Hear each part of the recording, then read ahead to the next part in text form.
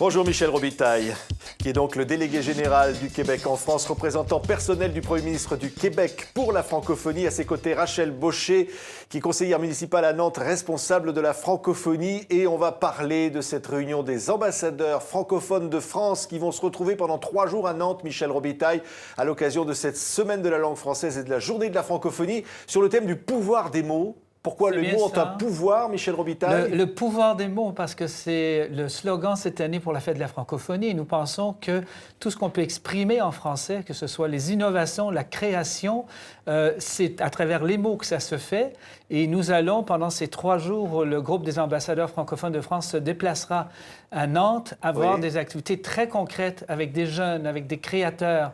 Et on va aller en milieu universitaire, on va aller à la Cité des Congrès, la Chambre de commerce pour faire des affaires en français. Donc, c'est ça le pouvoir des mots. Oui, c'est donc les 18, 19 et 20 mars, Rachel Baucher. Pourquoi Nantes accueille tous ces ambassadeurs francophones dans votre ville? La francophonie, c'est l'histoire et l'héritage au niveau de Nantes. Et je dirais que plus qu'un héritage, aujourd'hui, c'est un partage au niveau des valeurs communes que sont la liberté, la solidarité, les droits de l'homme. À Nantes se tient régulièrement un forum des droits de l'homme. Et donc, régulièrement, le 20 mars, la journée de l'OIF, on fait autour de 8 à 15 jours d'une célébration autour du thème. Alors aujourd'hui, Michel Robitaille l'a dit, le pouvoir des mots. Donc là, et on décline la francophonie en actes économiques, culturels, universitaires. C'est ce qui va se produire pendant 3 jours. C'est ça, parce que Michel Robitaille, quand on dit les mots, il faut des actes, on va vous dire, derrière les mots. Effectivement, et c'est pour ça que je vous ai dit que nous allons faire venir des jeunes de partout de la francophonie qui vont travailler avec les Nantais, et tout ça se fait bien sûr avec l'Organisation internationale de la francophonie.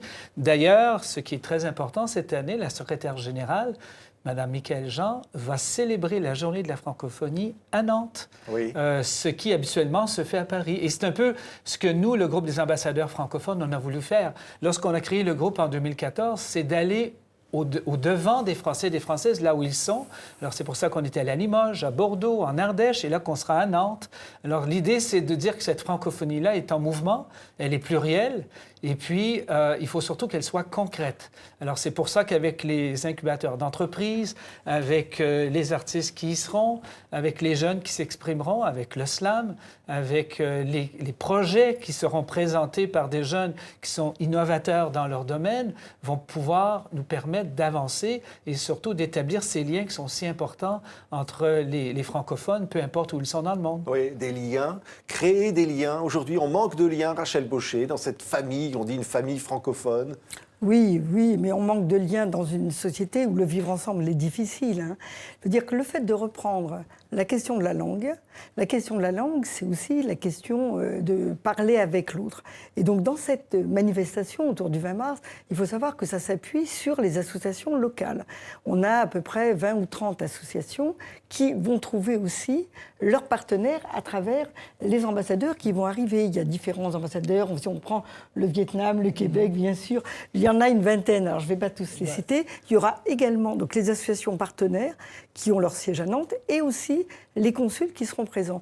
Donc là, il y aura différentes manifestations, mais qui est un programme qui est répertorié. Tous les ans, il existe. Et il est en articulation avec le thème donné. Et ce programme est très riche et reflète bien la richesse de la francophonie et la diversité de la francophonie. C'est donc, on le disait, Michel Robitaille, créer des liens. Vous représentez le Québec, bien sûr, il y a d'autres ambassadeurs. Des liens aujourd'hui... La Fédération Wallonie-Bruxelles, le Sénégal, la Côte d'Ivoire...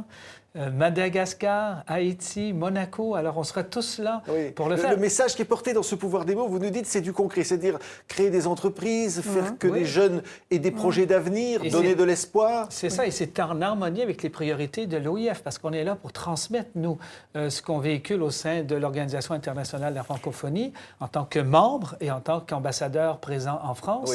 Alors, on le fait pour la stratégie économique, la stratégie numérique, on le fait pour la stratégie jeunesse, on sera à l'Université de Nantes pour être sensibilisé à un projet de formation à distance sur la sécurité maritime avec notamment la Côte d'Ivoire pour voir si c'est transposable dans d'autres pays. Donc tout ça, c'est des choses qui sont concrètes et c'est ce qu'on veut faire, on veut véhiculer. Oui, on veut qu'à la fin, il y ait, j'allais dire, des choses, on puisse dire voilà, À la suite de quoi? Oui, on a changé quelque chose. Oui, notamment au niveau économique. Tous les grands acteurs institutionnels sont présents. Le président de la Chambre de commerce, Jean-François Gendron, le président de l'université, Olivier Labou, les grands opérateurs de la francophonie, comme l'AUF, donc l'AIMF. Donc vous savez que Nantes préside, donc je préside la commission de ville innovante, où on est sur des projets concrets qu'on va évoqué lors de cette réunion avec les ambassadeurs, avec les associations, pour justement essayer de construire quelque chose aussi bien sur les différents champs qu'on a abordés. Oui. Mais il va y avoir des tables rondes, des relations directes entre les acteurs locaux, les ambassadeurs, les consuls, pour construire des projets. On va même faire une séance de réseautage express à la Chambre de commerce et d'industrie. Ah oui, ça va être où direct, on a donc ça.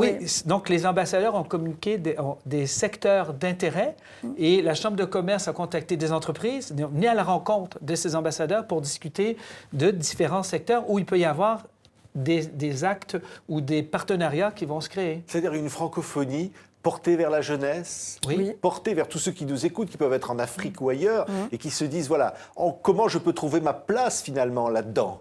Oui. Et une francophonie actrice de développement, c'est ce qui est très important, et ce développement doit se faire en partenariat et s'assurer que il n'y a pas de laisser pour compte. Oui, et c'est ça qui est important. Pas, évidemment, la culture, mais la culture est au service du développement, Rachel Bauchet. Complètement, et surtout à Nantes, où à Nantes, on sait bien que c'est la culture, le bouillonnement culturel qui a fait non seulement l'identité de Nantes, mais sa notoriété et aujourd'hui sa richesse au niveau du développement économique et universitaire. Hein. C'est la culture de Nantes, tout le monde a entendu parler, on a eu les folles journées dernièrement, les Utopias, les différents festivals qui se déroulent justement à la Cité des Congrès. Mais je voudrais revenir sur une chose, c'est quand on dit le pouvoir des mots, il faut insister sur, bien sûr, la langue française, qui est une très belle langue qu'on a en héritage, mais aussi sur le fait qu'aujourd'hui, on veut donner une autre image par rapport à ces 3 jours, c'est celle d'une francophonie inventive, moderne, axée sur le numérique, axée sur le développement économique, et faire des ponts aussi entre les différents secteurs.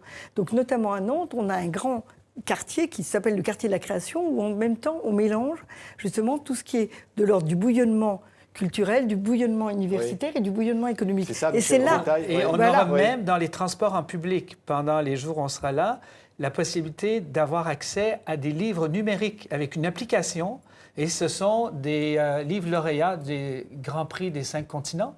Alors là, les gens qui voyagent, dépendant de la durée de leur transport, 5 minutes, 10 minutes, 15 minutes, peuvent lire un extrait d'un roman prisé par le Grand Prix des 5 continents. Merci beaucoup à tous les deux d'avoir été nos invités. TV5 Monde, bien sûr, est le partenaire de ces journées 18, 19 et 20 mars avec le groupe donc, des ambassadeurs francophones de France. Merci d'avoir été nos invités. Merci.